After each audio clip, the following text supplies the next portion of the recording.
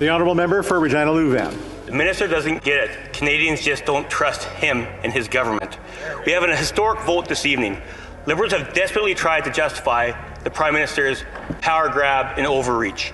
We see the leader of the NDP bending over backwards to prop up the most corrupt government in Canadian history. To the Prime Minister, on top of the cost of... Let me just...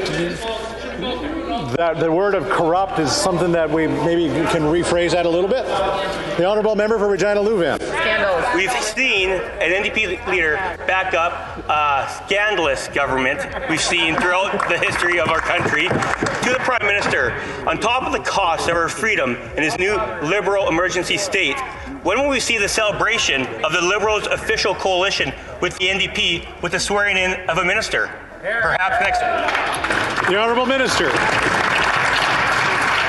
Well, Mr. Speaker, what we have seen is in another reversal, a party which once tried to characterize itself as a party of law and order have now abandoned all pretext of supporting law and order in this country. Mr. Speaker, when we've heard unequivocally from the Canadian Chiefs of Police, from the Ontario Chiefs of Police, from the police rank and file, from the police commanders who are restoring peace and order to our city, who said these measures were necessary and appropriate. Frankly, Mr. Speaker, we're used to the flip-flops, but this one's extraordinary.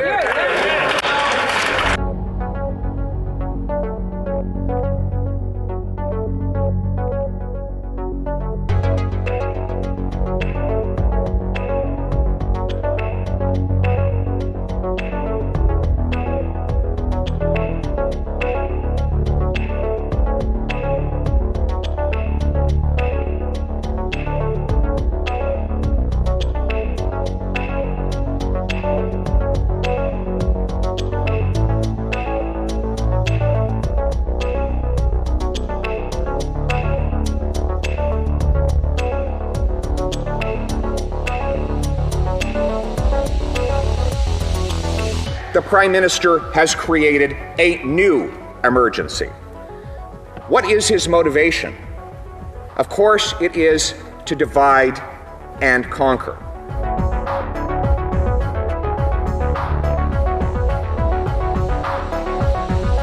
Thank you, Speaker. Parliament Hill is now cleared. Most of the charges in Ottawa involve trespassing and mischief. Tow truck operators already were compelled to help authorities before the Emergency Act.